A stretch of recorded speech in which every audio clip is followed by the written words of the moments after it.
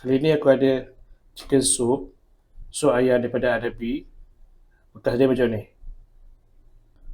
So cara hidangan dia, korang panaskan je ke dalam kuali atau periuk, ataupun korang panaskan ke dalam ketuha microwave. So jom kita buka. So dalam dia macam ni. Tuang ke dalam kuali.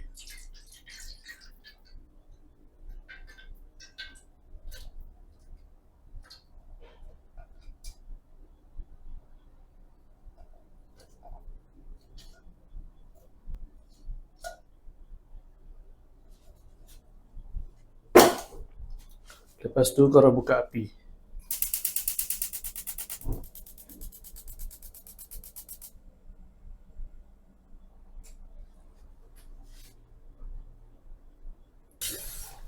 Itu aku satu tin ni cukup untuk 1-2 orang.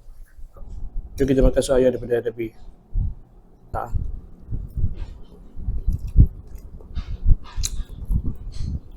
Ketam dia lembut.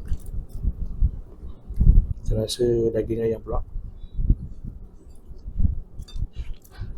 Daging ayam dia okey.